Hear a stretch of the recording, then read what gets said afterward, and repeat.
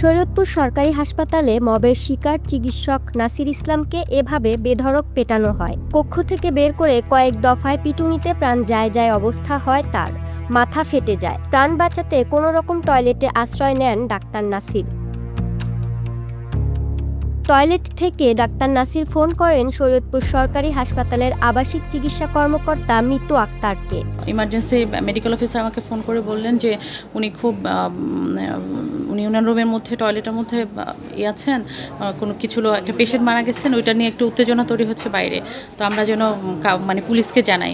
তো ওটা জানানোর পরে আমি সাথে সাথে আমাদের যে ইউনো ম্যাডাম ওনাকে জানিয়েছি, ওসি যে পালং থানার ওনাকে জানিয়েছি, এবং ফোর্স পাঠানোতে যতক্ষণ আর সেকেন্ড টাইমে আবার একটা ফোন আসলো যে ম্যাডাম আমাকে একটু সেভ করেন, আমার রুম তো ভেঙে ফেলছে। তখন আমি অন দ্য ওয়েতে। 72 ঘন্টা ময়েশ্চার লক সমৃদ্ধ লিলি বডি ওয়াশ শিয়া বাটারের গুডনেস স্কিন রিপেয়ার করে রাখে সফট ও গ্লোয়িং। হসপিটালের পথে তো আসলে পুলিশও ততক্ষণে চলে আসছেন।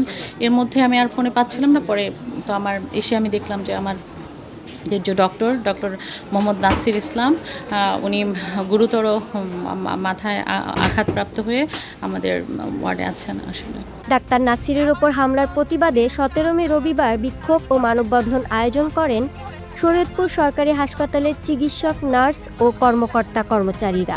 আপনারা সবাই জানেন যে গত 15 তারিখ রাতে ডাক্তার নাসির মেডিকেল অফিসার ইমার্জেন্সিতে কাজ করতেছিল। একটা রোগী মারা যাওয়ার প্রেক্ষিতে ওই রোগীকে ঢাকায় রেফার করা সত্ত্বেও নিয়ে যায় নাই।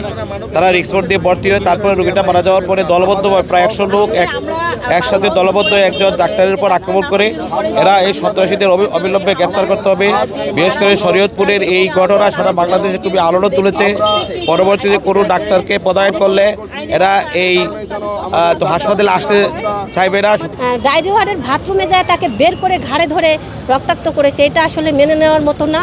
আমরা অবশ্যই এটার নিন্দা জানাই। আমাদের সহকর্মী ডাক্তার নাসির ইসলামের উপরে যে বর্বরচিত হামলা হয়েছে, আমরা এর তীব্র নিন্দা জানাই এবং আমরা এর অতি দ্রুত সুষ্ঠু বিচারের দাবি জানাই।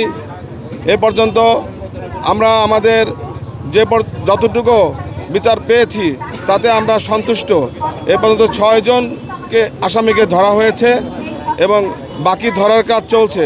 তারপরেও আজকে আমরা কেন মানববন্ধন করছি? আমরা এ কারণে মানববন্ধন করছি যেন ভবিষ্যতে এই শরীয়তপুর হাসপাতালটা যেন নিরাপদে থাকে। 72 ঘন্টা ময়েশ্চার লক সমৃদ্ধ লিলি বডি ওয়াশ শিয়া বাটারের গুডনেস স্কিন রিপেয়ার করে রাখে সফট ও গ্লোয়িং।